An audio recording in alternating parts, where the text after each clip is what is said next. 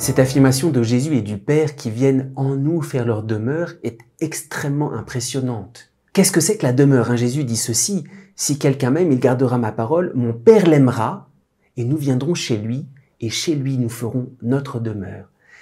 Quelle est la demeure du Père? C'est le Fils. Le Père n'a qu'une seule demeure, c'est son Fils. Et quelle est la demeure du Fils? C'est son Père. Ne crois-tu pas que je suis dans le Père et que le Père est en moi? Alors c'est très impressionnant. C'est comme si Jésus nous disait, le Père n'a d'autre demeure que le Fils et aussi toi-même. En nous révélant que le Père vient faire sa demeure en nous, c'est comme si nous sommes au même niveau que toute la très sainte Trinité. Il y a certains mystiques, Saint Jean de la Croix, dans son cantique spirituel, qui dit ceci: considérez que vous êtes comme les égaux et les associés de Dieu.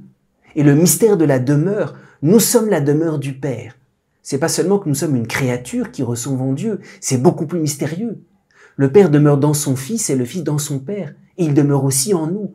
Nous sommes comme l'égal.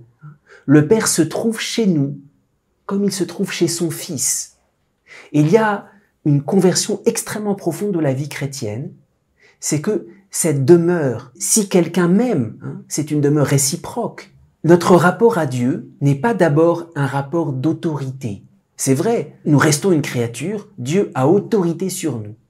Mais le rapport que nous avons avec le Père est avant tout comme un rapport d'égalité. Ne crois-tu pas que je suis dans le Père et que le Père est en moi? Et toi aussi tu es la demeure du Père. Alors, il faut aller jusqu'au bout. L'autorité, nous recevons le Père d'en haut, c'est très bien. Mais il y a quelque chose d'extrêmement profond. Il y a comme une égalité, il y a comme une réciprocité en Jésus, parce que nous sommes des pauvres petites créatures. Il y a une simplicité. C'est ça le mystère de la demeure. Quelqu'un qui habite chez nous. Il y a à tout jamais une simplicité. On est son intime. Alors, à travers la demeure, il y a une espèce d'immense découverte qui n'est pas réservée aux grands saints, que le moindre chrétien est habité par le Père, il fait chez lui sa demeure, et nous sommes comme l'égal, l'intime, à la même hauteur que Dieu lui-même.